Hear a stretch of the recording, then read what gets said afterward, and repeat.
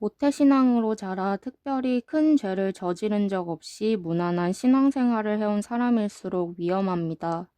스스로 건강하다고 여기는 자가 의사를 찾지 않듯이 온실 속 화초처럼 어려움 없이 자란 사람은 예수님의 부름에 응하지 않습니다. 아니, 못합니다. 이것도 병입니다. 이 병이 무서운 것은 예수님을 믿는다고 해도 더는 예수님이 필요하지 않을 수 있기 때문입니다. 아이러니하게도 죄를 안 지으며 살아온 것이 더 큰 죄를 불러올 수 있지요. 예수님은 이렇게 말씀하십니다. 수고하고 무거운 짐진 자들아, 다 내게로 오라. 내가 너희를 쉬게 하리라. 이렇게 선포하시는 예수님의 찰지고 복된 음성에 반응하길 원합니다. 도대체 예수님을 통해 무엇을 보길 원합니까? 다 부질없습니다. 예수님만 보십시오.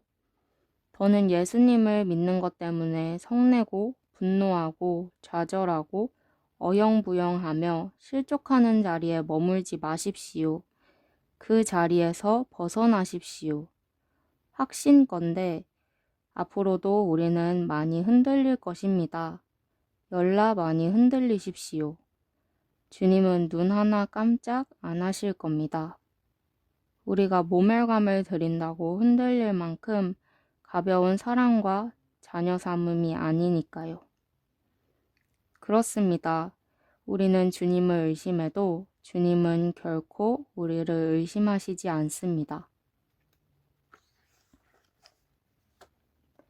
이처럼 그 상황과 맥락에 대한 이해 없이 빠른 시간 내에 좋은 놈과 나쁜 놈을 쉽게 판단해버리는 우리네 교육, 이런 터전에서 자란 우리는 어느덧 정답 추동자가 되어버렸습니다. 이런 우리에게는 하나님의 뜻도 지극히 결과중심적이며 정확히 딱 떨어져야 하고 빠른 시간 내에 주어져야만 하는 것으로 여겨집니다. 우리는 하나님의 말씀조차도 그렇게 받아들입니다. 하나님이 특별히 지시하여 이루어진 성경 속 일부 사건들처럼 나에게도 구체적인 뜻을 알려주시길 갈구합니다. 그 통로가 주로 목사의 입이지요. 그런데 돌아볼 필요가 있습니다. 구체적인 하나님의 뜻을 묻는 의도를 유심히 보면 순수하게 그 뜻을 구하는 이들도 있지만 간혹 무속신앙적 접근일 때가 많습니다. 혹은 온 국민이 앓고 있는 결정장애의 책임을 하나님께 토스하고 싶은 의도도 있지요. 그런데 성경에서 하나님의 뜻이라 불릴 만한 것들은 그런 의도와 벗어나 있는 듯합니다.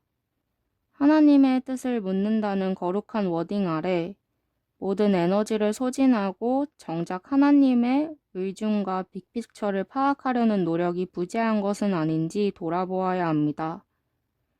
하나님은 정해진 뜻과 남겨진 뜻을 이어받아 자유롭고 창의적으로 활동할 장성한 자녀를 원하시지요. 족집게 정답에 집착하는 우리와 달리 하나님의 뜻이 허용하는 범위는 우리 생각보다 훨씬 광대하다는 사실을 잊지 마십시오. 추수 때까지 기다려 가라지를 솎아내는 농부는 없습니다. 우리에게 이 비유가 잘 다가오지 않는 이유도 그 때문이지요. 처음부터 요딴 상황, 요지경까지 이르지 않도록 진작 솎아내시거나 아예 뿌려지지 않게 막아버리면 되지 않습니까?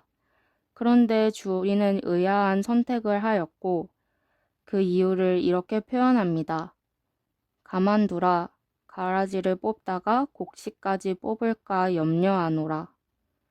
그분은 악한 자들의 가라지 파티로 인해 수모를 당하실지라도 심지어 밀들이 왜 쟤네 안 뽑아내냐고 시끄럽게 징징대며 불평할지라도 자신의 절대적 능력마저 스스로 제한하셔서라도 어떻게든 한 알의 밀을 살리시는 데 목적을 두십니다.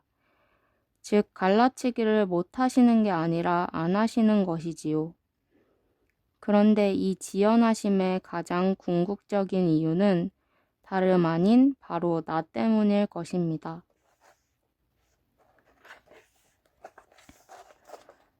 움직이지 못할 만큼 몸이 불편한 경우 혹은 도저히 예배 자리를 찾을 수 없는 고립된 곳에 있는 경우가 아니라면 예배 현장으로 나와 신체의 모든 감각을 사용해 공동체 예배를 드리는 것이 맞습니다.